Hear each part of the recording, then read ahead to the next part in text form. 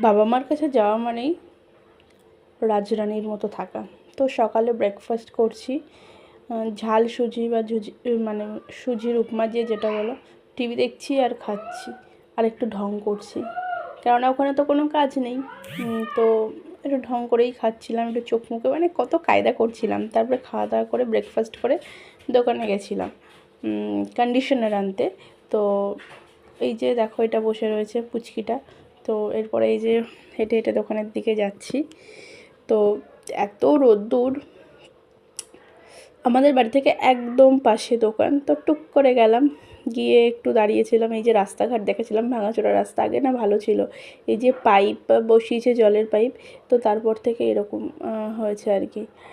তো যাই হোক, এই যে চলে যাচ্ছি দোকানে গিয়ে একটা কিটক্যাট না, ওটা কি পার্ক কিনলাম। এই যে খেতে খেতে আবার বাড়ি চলে আসলাম। মানে বাপের বাড়ি থাকার মজাটাই আলাদা।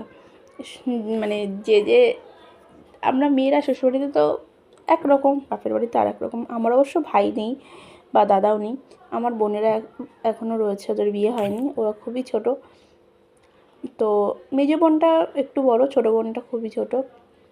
তো এখন বিয়ে দেওয়ার কোনো ইচ্ছা নেই ওদের কাউকে, তো ওরা বিয়ে করবেও না। তো আমি গেলে একটু আদর যত্ন পাই আর কি বোনেদের থেকে।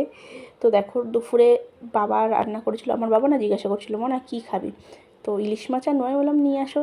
তো ইলিশ মাছের কাঁচা ঝাল, এটা ইলিশ মাছের তেল আর ইলিশ মাছের মাথা দিয়ে এটা হলো চাল কুমড়ো শাক চচ্চড়ি, আর করেছিল ইলিশ মাছের ভাপা, জাস্ট অসাধারণ। আমরা না ওই বেগুন আলু দিয়ে খাই, কিন্তু এটা খেতে বেশি ভালোবাসি, কাঁচা রান্নাটা আর কি।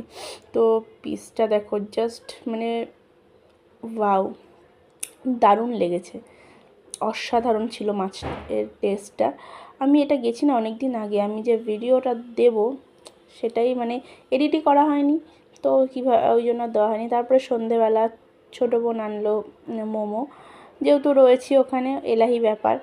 তো খাওয়া দাওয়া করে এখানেই ইতি, টাটা, আবার পরের ভিডিও।